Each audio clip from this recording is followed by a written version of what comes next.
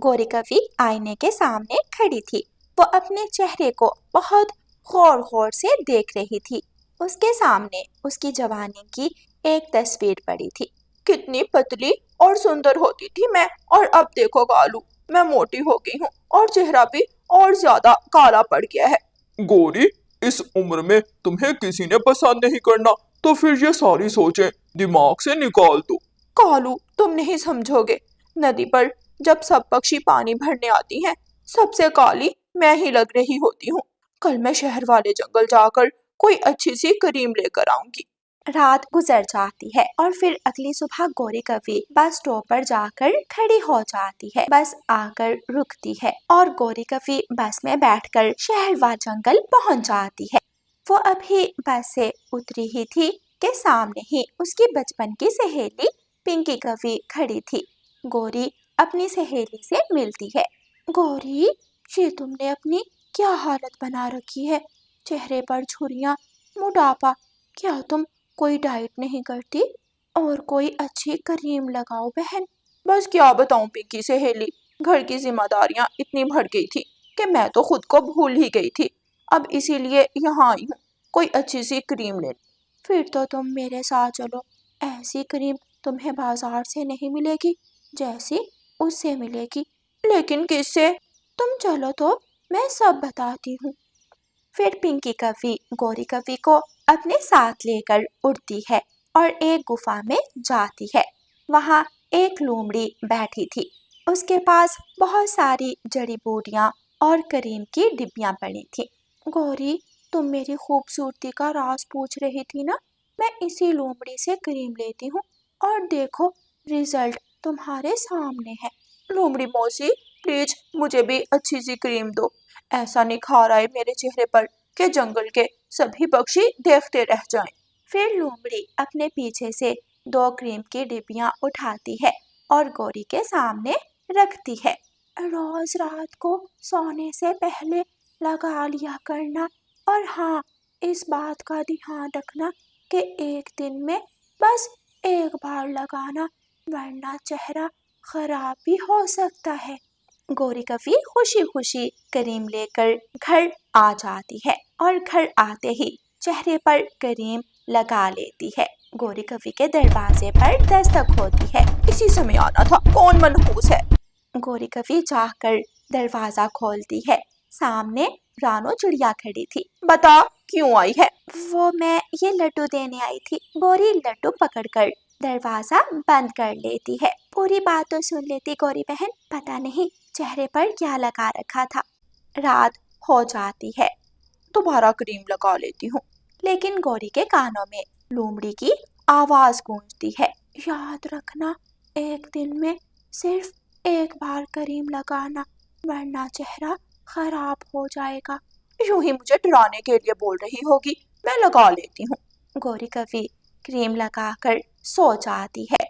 अगली सुबह गोरी कवि उठती है तो उसके चेहरे पर कुछ सुधार नजर आ रहा था।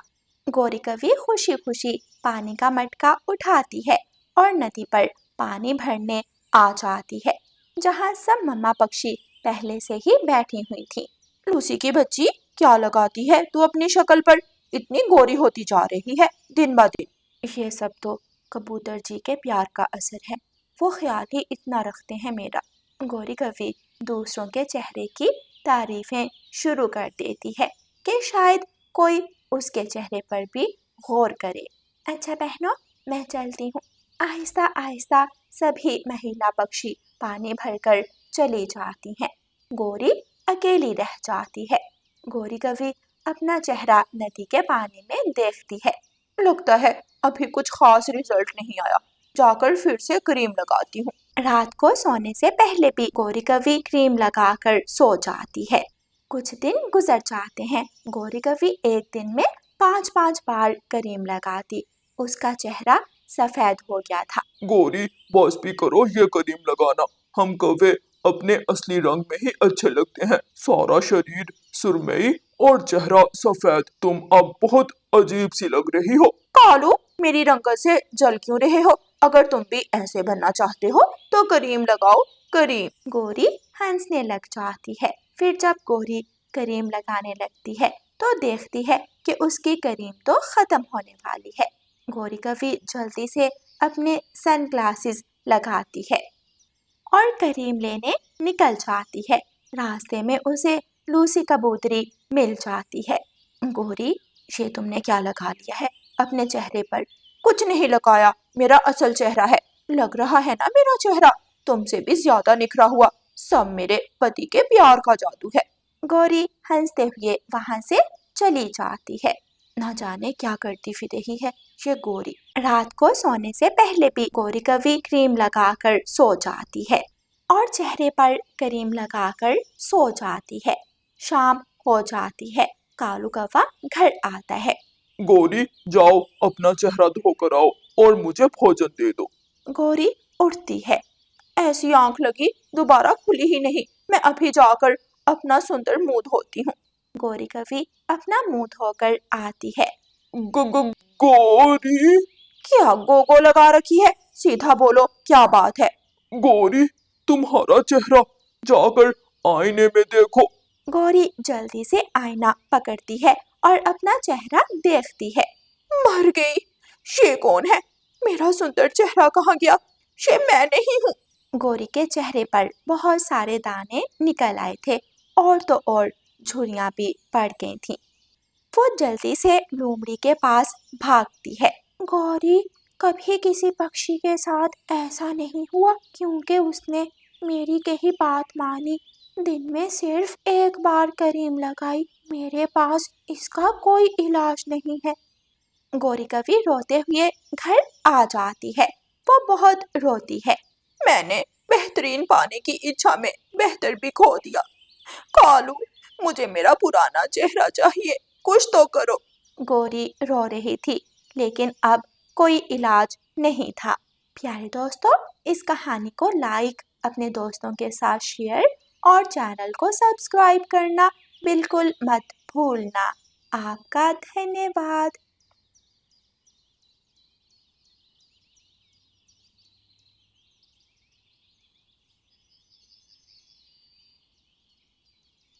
रानो चिड़िया की ऐसी कहानियाँ सुनने के लिए YouTube सर्च बार में रानो चिड़िया की कहानी लिखें या फिर ये बटन दबाकर बोलकर कहें रानो चिड़िया की कहानी। क्या खाएगा आज मेरा बेटा? मम्मा, मैं आज दाल का दाना खाऊंगा। कई दिन हो गए मैंने दाल का दाना नहीं खाया। ठीक है, आज मैं अपने बेटे के लिए दाल का दाना ही लेकर आऊंगी। घर में रहना, मम्मा का इंतजार करना, बाहर मत जाना। कोई आए तो दरवाजा मत खोलना, मुझे सब पता है मम्मा। मम्मा चिड़िया मुस्कुराती हुई चली जाती है। रानो चिड़िया, आप पश्चिम की तरफ क्यों जा रही हैं? चलो हम पूर्व की तरफ जाते हैं। सुना है वहाँ चने का दाना मिल जाता है। तोते भैया, मेरे बेटे को आज दाल का दाना खाना है, इसलिए मैं पश्चिम की तरफ जा रही हूँ। मुझे पता चला है कि पश्चिम की तरफ एक खेत है जिसमें दाल का दाना है। चिड़िया ऐसे कहती हुई वहाँ से उड़ जाती है।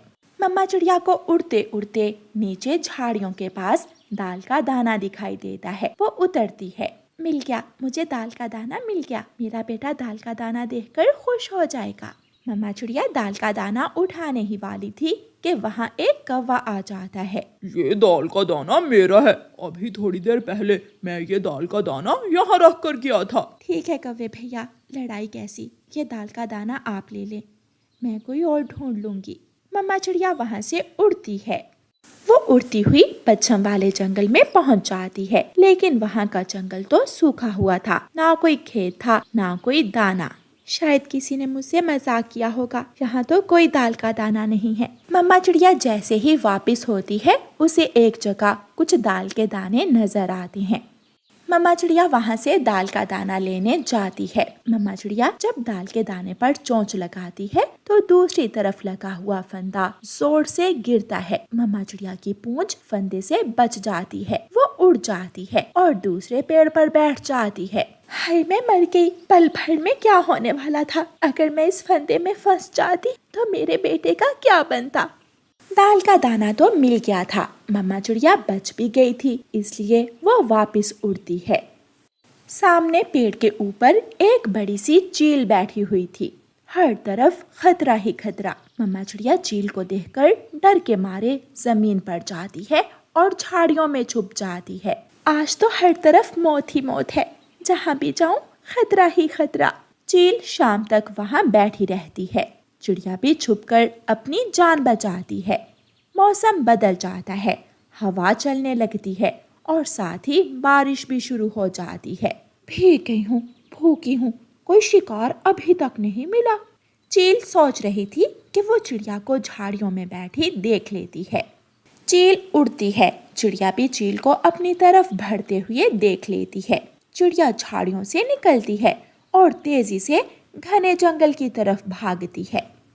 चील पीछे पीछे और चिड़िया आगे आगे। चिड़िया उड़ती हुई एक सूखे पेड़ तक पहुंच जाती है। उस पेड़ में एक छेद था। चिड़िया जल्दी से उस पेड़ में छुप जाती है। कहाँ गई, कहाँ गई? हाथ आया मांस निकल गया। अगर वो चिड़िया मेरे काबू आ जाती तो आज बारिश के मौसम में मजा ही आ जाता। चील इधर उधर उड़ती फिरती है और चिड़िया चील को देखकर डर से मरती जा रही थी। आखिर चील भी थक जाती है और थक हार कर वापस अपने घर चली जाती है। शुक्र है वो चील चली गई। चिड़िया बारिश में भीगती हुई उड़ती है। कुकू खिड़की में बैठा अपनी मम्मा का इंतजार कर रहा था। मेरी मम्मा ऐसी बारिश में क्या कर रही होगी? बहुत मुश्किल होगा मम्मा को उड़ना। कुकू दूर से ही अपनी मम्मा को आते हुए देख लेता है और खुशी से नाचने लगता है। मेरी मम्मा आ गई, मेरी मम्मा आ गई। मम्मा चिड़िया घर पहुंच जाती है। मम्मा क्या दाल का दाना लाई है? मम्मा चिड़िया अपनी चोंच से दाल के कुछ दाने निकालकर अपने बेटे के सामने रखती है। मैं अपने बेटे की पसंद के दाल के दाने लाई हूँ। मम्मा क्या बारिश में उड़ना मुश्किल था? नहीं, मैं तो बहुत आसानी से पश्चिम वाले जंगल गई, वहाँ दाल का दाना उठाया और वापस आ गई। मम्मा चिड़िया अपने बेटे को ये नहीं बताती कि दाल का दाना लाने में उसे कितनी मुसीबतों से गुजरना पड़ा। मम्मा फिर आपने इतनी देर क्यों कर दी? रास्ते में मुझे मेरी सहेली मिल गई थी। ऐसे कहते हुए मम्मा चिड़िया मुस्कुराने लगती है और उसका बेटा कुकू दाल का दाना खाने लगता है। प्यारे दोस्तों, इस कहानी को लाइक, अपने दोस्तों के साथ शेयर और चैनल को सब्सक्राइब करना बिल्कुल मत भूलना। आपका धन्यवाद।